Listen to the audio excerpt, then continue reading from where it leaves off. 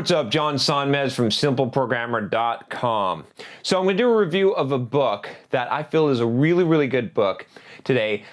But it's a book that I've read, I guess, probably 3 times now. It's that good of a book. I just reread it or re-listened to the audio version of the book here a little while ago in prep for a mastermind group that I belong to called with Perry Marshall, which we just met up for and we just discussed some aspects of the book. It's kind of the theme of this year has a lot to do with this book. The book that I'm talking about is Antifragile. You can check it out here, and it is by Nicholas Taleb, or Nassim Nicholas Taleb. He is one of my favorite authors. I've read all of his books because they're so good. Antifragile, though, I think is probably the best of his books. It's a really, really good book. And basically what this book is about is it's about how it sort of defines a new word that we've sort of known about, right? If you think about it, we have things that are fragile. And fragile things, when you have a high VIX, when you have high volatility, they break. They don't like changes. They don't like volatility of any form, whether it be time or shaking or whatever it is, they degrade over time. And then you've got things that are robust, which means that they're not harmed by volatility and change, but they're not helped by it either. And that's typically where most people think is they think the opposite of fragile is robust. It's strong, right? It's not easily destroyed or shaken.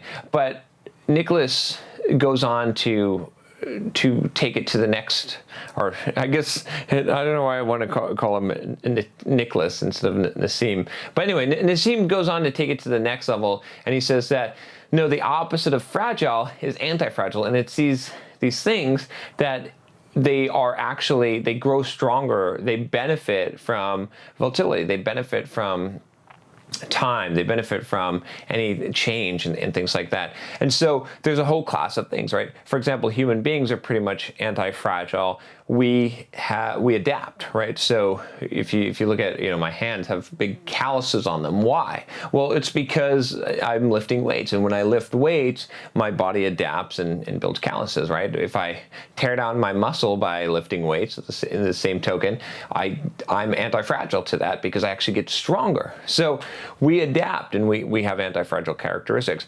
But when you look at the world and you look at economic systems and you look at just your life, structured in terms of how can you make things more anti-fragile and what is anti-fragility, I think is a really, really useful outlook to have on life, because if you strive for anti-fragility, right, then you're going to have a huge, huge benefit when things go wrong, right? And he talks about a lot of really interesting principles in the book. One of the things that he talks about is this barbell strategy, where essentially he has like an investment strategy, or just a risk aversion strategy, is basically to have something like 10% of your investment in things that only have a positive upside, right? And that have a very unbounded positive upside, but you could lose it all, right? They could basically go down to zero, but they can't go below zero.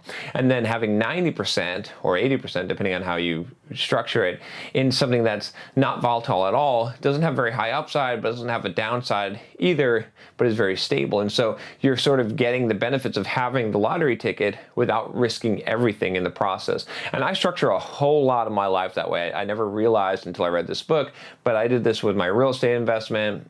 I've done this with a lot of things. In fact, I think I did a video on having unbounded upsides, which you can check out here, but it's that same concept. And so this is really, really powerful. If you think about some of the strategies of some of the most successful financial investors of all time, one of the things that you'll find commonly that they talk about is this idea of limiting their losses. They're very, very good at making sure that their losses are capped, whereas they give themselves the benefit of an unbounded upside.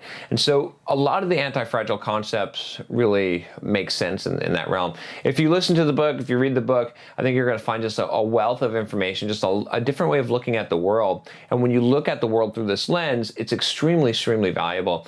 I believe that there's a lot of lessons, a lot of principles to be extracted from looking at fragility and anti-fragility, and also just the current situation, the current political climate today, where we've basically moved from where heroics and heroism was the good thing, right? To these anti-heroes, which are basically these people who transfer the risk from themselves to the community at large or the population, and they benefit unequally, right? They don't take a risk, but they benefit from other people taking risks. So politicians fall into that category. Government really does. In general, CEOs of companies that basically don't have any accountability, where they're going to get bonuses if they do well, but they don't have any penalty. They're never going to lose money if they do poorly or they cost other people money. So there's a lot of these situations, and you can recognize them and try to avoid those situations. And really, if the big thing I got from the book is just this idea of like, how can I structure my life? How can I make myself be as anti-fragile as possible so that regardless of what happens, right? This is kind of a very stoic philosophy thought. In fact, he goes into a lot of stoic philosophy in the book. How can I make sure that I'm more than resilient, that I actually benefit from the kind of crap that's going to happen? Because shit's going to happen in your life, right? You know this.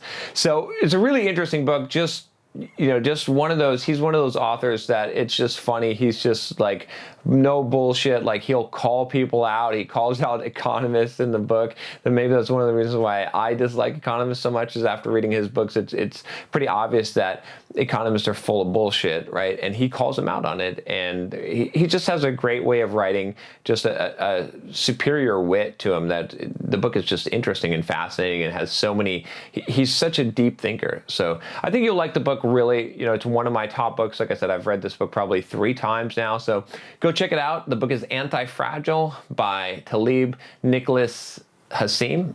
Did I say it right this time? Let me see. No, Nassim Nicholas Taleb.